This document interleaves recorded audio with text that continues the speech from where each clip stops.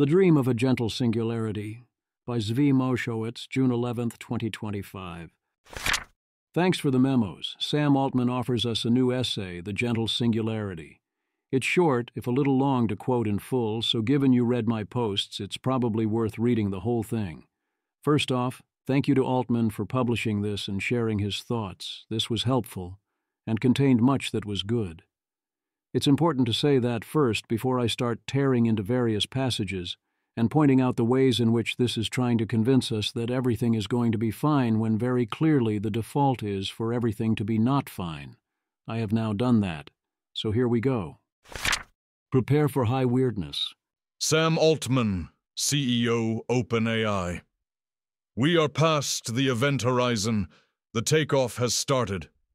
Humanity is close to building digital superintelligence, and at least so far, it's much less weird than it seems like it should be.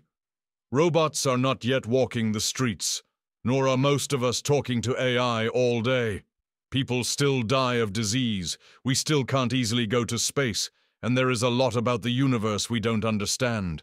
And yet we have recently built systems that are smarter than people in many ways, and are able to significantly amplify the output of people using them. The least likely part of the work is behind us. The scientific insights that got us to systems like GPT-4 and O3 were hard-won, but will take us very far. Assuming we agree that the takeoff has started, I would call that the calm before the storm, or perhaps how exponentials work. Being close to building something is not going to make the world look weird. What makes the world look weird is actually building it. Some people, like Tyler Cowen, claim O3 is AGI, but everyone agrees we don't have ASI, superintelligence, yet. Also, frankly, yeah, it's super weird that we have these LLMs we can talk to. It's just that you get used to weird things remarkably quickly. It seems like it should be weird, or perhaps weirder, because what we do have now is still unevenly distributed and not well exploited. And many of us, including Altman, are comparing the current level of weirdness to the near-future true high weirdness that is coming, much of which is already baked in. If anything, I think the current low level of high weirdness is due to us, as I argue later, not being used to these new capabilities. Why do we see so few scams, spam and slop and bots and astroturfing and disinformation, deepfakes, cybercrime, giant boosts in productivity, talking mainly to AIs all day, actual learning, and so on? Mostly, I think it's because people don't do things and don't know what is possible. Short timelines. 2025 has seen the arrival of agents that can do real cognitive work. Writing computer code will never be the same. 2026 will likely see the arrival of systems that can figure out novel insights. 2027 may see the arrival of robots that can do tasks in the real world. That's a bold prediction, modulo the may and the values of tasks in the real world and novel insights. And yes, I agree that the following is true, as long as you notice the word may. In the most important ways, the 2030s may not be wildly different. People will still love their families, express their creativity, play games, and swim in lakes. Note not only the may, but the low bar for not be wildly different. The people of 1000 BCE did all those things. Plausibly, they also did them in 10,000 BCE or 100,000 BCE. Is that what would count as not wildly different? This is essentially asserting that people in the 2030s will be alive. Well, I hope so. Not used to it. Already we live with incredible digital intelligence, and after some initial shock, most of us are pretty used to it. I get why one would say this, but it seems very wrong. First of all, who is this us of which you speak? If the us refers to the people of Earth or of the United States, then the statement to me seems clearly false. If it refers to Altman's readers, then the claim is at least plausible. But I still think it is false. I'm not used to O3 Pro. Even I haven't found the time to properly figure out what I can fully do with even O3 or Opus without building tools. We are used to this in the sense that we are finding ways to mostly ignore it because life is, as Agnes Callard says, coming at us 15 minutes at a time, and we are busy, so we take some low-hanging fruit and then take it for granted, and don't notice how much is left to pick. We tell ourselves we are used to it so we can go about our day. Singularity, singularity, singularity, singularity. Oh, I don't know in that order. This is how the singularity goes. Wonders become routine, and then table stakes. We already hear from scientists that they are 2 or 3 times more productive than they were before AI. I note that Robin Hanson responded to this here. Robin Hanson. We already hear from scientists that they are 2 or 3 times more productive than they were before AI. If so, wouldn't their wages now be 2 to 3x larger too? Abram, no, why would they be? Robin Hanson, Supply and Demand. O3 Pro, you want to take this one. Oh, right, nominal and contractual stickiness, institutional price controls, surplus division, supply response, measurement mismatch, time reallocation. You get maybe a 10% pay bump. Wages track bargained marginal revenue, not raw technical output, and both lag the technical shock by years. I did, however, notice my economics being several times more productive there. From here on, the tools we have already built will help us find further scientific insights and aid us in creating better AI systems. Of course, this isn't the same thing as an AI system completely autonomously updating its own code, but nevertheless, this is a larval version of recursive self-improvement. There are other self-reinforcing loops at play. The economic value creation has started a flywheel of compounding infrastructure build-out to run these increasingly powerful AI systems, and robots that can build other robots, and in some sense, data centers that can build other data centers, aren't that far off.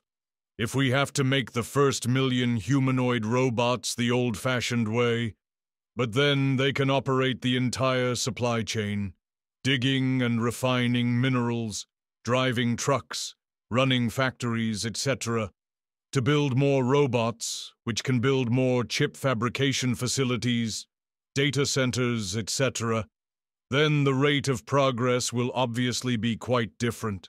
Yep, then table stakes, recursive self-improvement, self-perpetuating growth, a robot-based parallel physical production economy.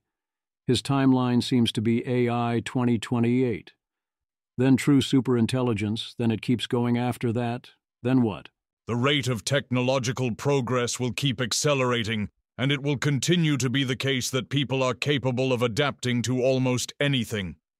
The rate of new wonders being achieved will be immense.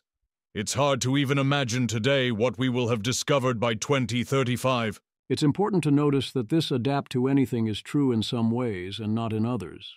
There are some things that are like decapitations, in that you very much cannot adapt because they kill you, dead, or that deny you the necessary resources to survive or to compete. You can't adapt to compete with someone or something sufficiently more capable than you. We probably won't adopt a new social contract all at once, but when we look back in a few decades, the gradual changes will have amounted to something big. If history is any guide, we will figure out new things to do and new things to want, and assimilate new tools quickly. Job change after the Industrial Revolution is a good recent example. I sigh every time I see this. Well, in the past we've adapted, and there were more things to do so in the future when we make super-intelligent things universally better at everything. No reason this shouldn't still be true. We just need some time. No? Or at least definitely not by default? I seriously don't understand how you can expect robots by 2028 and wonders beyond the imagination along with super-intelligence by 2035, and think mostly humans will do the things we usually do, only with more capabilities at our disposal or something. It's like there's some sort of semantic stop sign to not think about the obvious implications. Is there an actual model of what this world looks like? They took our fake jobs. A subsistence farmer from 1,000 years ago would look at what many of us do and say we have fake jobs, and think that we are just playing games to entertain ourselves, since we have plenty of food and unimaginable luxuries. I hope we will look at the jobs 1,000 years in the future and think they are very fake jobs. and I have no doubt they will feel incredibly important and satisfying to the people doing them. There are two halves to this. The first half is, would the subsistence farmer think the jobs were fake? For some jobs, yes, but once you explained what was going on and they got over future shock, I don't think their breakdown of real versus fake would be that different from that of a farmer today. They might think a lot of them are not necessary, that they were products of great luxury, but that would not be different than how they thought about the jobs of those at their king's court. I too hope that I look 1,000 years in the future, and I see people at all who are actually alive, doing things at all. I hope they move beyond thinking of them quite as jobs, but I will happily take jobs. This time is different, however. Before humans built tools and grew more capable through those tools, opening up our ability to do more things. The thing Altman is describing is very obviously, as I keep saying, not a mere tool. Humans will no longer be the strongest optimizers or the smartest minds or the most capable agents. Anything we can do, AI can do better, except insofar as the thing doesn't count unless a human does it. Otherwise, an AI does the new job too. Altman talks about some people deciding to plug in to machine-human interfaces while others choose not to. Won't this be like deciding not to have a phone or not use computers, only vastly more so, and also the computer and phone are applying for your job? Then again, if all the jobs that involve the AI are done better by the AI alone anyway, including manual labor via robots, perhaps you don't lose that much by not plugging in. And indeed, if there are jobs that require you be a human, it might also require that you not be plugged in. There isn't going to be a merge, finish meme here. Think about chess. First humans beat AIs, then AIs beat humans. But for a brief period, AI and humans working together, essentially these merges, still beat AIs. Then the humans no longer added anything. We're going through the same process in a lot of places, like diagnostic reasoning, where the doctor is arguably already a net negative when they don't accept the AI's opinion. Now, humans use the AIs to train, perhaps, but they don't merge or plug in, because if they did that, then the AIs would be playing chess. We want two humans to play chess, so they need to be fully unplugged, or the exercise loses its meaning. So, again, seriously, merge. Why do people think this is a thing? Looking forward, this sounds hard to wrap our heads around, but probably living through it will feel impressive but manageable. From a relativistic perspective, the singularity happens bit by bit, and the merge happens slowly. I have no idea where this expectation is coming from, other than that the people won't have a say in it. The singularity will, as Douglas Adams wrote about deadlines, give a whoosh as it flies by. That will be that. There's nothing to manage. Your services are no longer required. Fun little detail about compute. Jamie Sevilla notes that Altman's estimate here that the average ChatGPT query uses about 0.34 watt-hours, about what an oven would use in a little over 1 second, and roughly 1/15 of a teaspoon of water, similar to Epoch's estimate of 0.3 watt-hours, which was a 90% reduction over previous estimates. Compute efficiency is improving rapidly. Also note O3's 80% price drop.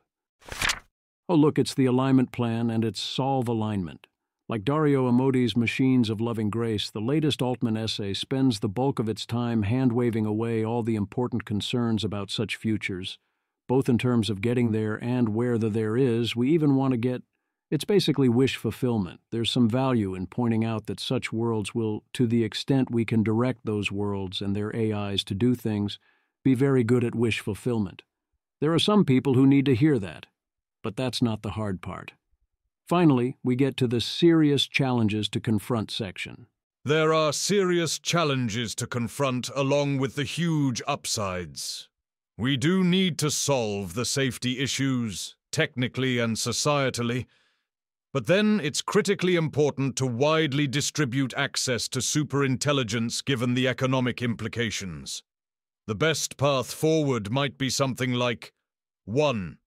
solve the alignment problem, meaning that we can robustly guarantee that we get AI systems to learn and act towards what we collectively really want over the long term. Social media feeds are an example of misaligned AI. The algorithms that power those are incredible at getting you to keep scrolling and clearly understand your short-term preferences, but they do so by exploiting something in your brain that overrides your long-term preference. 2. Then focus on making superintelligence cheap, widely available, and not too concentrated with any person, company, or country. Society is resilient, creative, and adapts quickly. If we can harness the collective will and wisdom of people, then although we'll make plenty of mistakes and some things will go really wrong, we will learn and adapt quickly and be able to use this technology to get maximum upside and minimal downside. Giving users a lot of freedom within broad bounds society has to decide on seems very important. The sooner the world can start a conversation about what these broad bounds are and how we define collective alignment, the better. That's it. Allow me to summarize this plan. 1. Solve the alignment problem so AIs learn and act towards what we collectively really want over the long term. 2. Make superintelligence cheap, widely available, and not too concentrated. 3. We'll adapt, muddle through, figure it out. User freedom, it's all good. Society is resilient and adapts quickly. I'm sorry, but that's contradictory. Doesn't address the hard questions. Isn't an answer. Instead, it passes the buck to society to discuss and answer the questions, when for various overdetermined reasons we do not seem capable of having these conversations in any serious fashion. And indeed, the moment Altman comes up against possibly joining such a conversation, he punts and says, "You first." Indeed, he seems to acknowledge this, and to want to wait until after the singularity to figure out how to deal with the effects of the singularity. He says the sooner the better, but the plan is clearly not to get to this all that soon. This all assumes facts not in evidence and likely false in context. Why should we expect society to be resilient in this situation? What even is society when the smartest minds, most capable agents are AIs? How do users have this freedom? How is the intelligence widely available if the agents all are going to act towards what we collectively really want over the long term? And how do you reconcile these conflicting goals? Who decides what all of that means? If the power is diffused, how do we avoid inevitable gradual disempowerment? What broad bounds are we going to decide upon, and how are we deciding? How would certain people feel about the call for diffusion of power outside of any one country? And how does this square with all the "America must win the race" talk? Either the power diffusion is meaningful or it isn't. Given history, why would you expect there to be such a voluntary diffusion of power? That's in addition to not addressing the technical aspect of any of this at all. Yes, good. Solve the alignment problem. How the heck do you propose we do that for any definition of that plan, especially if this has to survive wide distribution? I get that none of that is the point of the gentle singularity, but the right answers to those questions are the only way such a singularity can stay gentle or end well. It's not an optional conversation. Eli Liffland. I'm most concerned about not being able to align superintelligence with any goal rather than only being able to align them with short-term goals. I'm concerned about this characterization of the alignment problem, the number 1 above. Appreciate him publishing this. Jeffrey Laddish. It seems right to me. Being able to align them to a long-term goal is a subset of being able to align them to any goal. I think Sam is wildly optimistic, but the target doesn't seem wrong. Eli Liffland. I think with the example it gives the wrong impression. Social media feeds are in many ways a highly helpful example, and intuition pump here as it illustrates what aligned means here. Those feeds are clearly aligned to the companies in question. There's an additional question of whether such actions are indeed in the best interests of the companies, but for this purpose I think we should accept that they likely are. Thus, alignment here means aligned to the user's longer-term best interests, and how long-term and how paternalistic that should be are left as open questions. The place this is potentially misleading is, if we did get a feed here that was aligned to the user's true preferences in some sense, then is it aligned? What if that was against what we collectively really want? Let's say because it encourages too much social media use by being too good, or it doesn't push you enough towards making new friends. And that's only a microcosm. Not doing the social media misalignment thing is relatively easy. We all know how to align the algorithm to the user far better, and we all know why it isn't done. The general case job here is vastly harder. The plan after solving alignment is to muddle through. Matt Iglesias wishes Sam Altman and others would tell us which policy ideas they think we should entertain, since he mentions that a much richer world could entertain new ideas. My honest Altman response is twofold. 1. We're not richer yet, so we can't yet entertain them. There's a reason Altman says we won't adapt the new social contract all at once. So it would be unwise to tell the world what they are. I think this is actually a strong argument. There are many aspects of the future that will require sacred value trade-offs. If you take any side of one of those, you open yourself up to attack. And if you do so before it is clear the trade-off is forced, it is vastly worse. There's no winning doing this. 2. If we do get into this richer position with the ability to meaningfully enact policy, if we are all still alive and in control over the future, then this is the part where we can adapt and muddle through and fix things in post. We can have that discussion later and have superintelligent help. There's no need to get distracted by this. An obvious objection is, what makes us think we can use, demand, or enforce social contracts in such a future? The foundations of social contract theory don't hold in a world with superintelligence. I think that contra many science fiction writers, that a future very rich world will choose to treat its less fortunate rather well, even if nothing is forcing the elite to do so, but also nothing will be forcing the elite to do so. Supposedly smooth sailing. Finally, like Rob Wiblin, I notice I am confused by this closing. Sam Altman, may we scale smoothly, exponentially, and uneventfully through superintelligence. It is hard not to interpret this, and many aspects of the essay as essentially saying, don't worry, nothing to see here, we got this, wonders beyond your imagination with no downsides that can't be easily fixed. So don't regulate me. Just go gently into that good night and everything will be fine. Daniel Fagella. The Singularity is going to hit so hard it'll rip the skin off your fucking bones, TBH. It'll fucking shred not only hominidness, put probably almost any semblance of hominid values or works. It'll be a million things at once, or a trillion. It sure won't be gentle, lol. Can't blame Sam for saying what he's saying. The incentives make it hard to say otherwise. I don't understand why people respond so often with the common counterpoint of, well, the singularity hasn't happened yet, so the idea that it will hit you hard when it does come hasn't been borne out. That doesn't bear on the question at all. Max Keeson sums up the appropriate response. Dylan Thomas, do not go gentle into that good night, but rage. Rage against the dying of the light.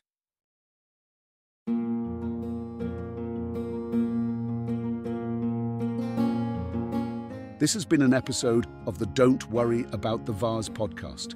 If you enjoyed this podcast, please visit thezv.substack.com to support the author. If you enjoy having AI-narrated episodes, please note this is a listener-supported podcast. To receive new posts and support the cost of creation, consider becoming a subscriber at dwatvpodcast.substack.com. Thanks for listening.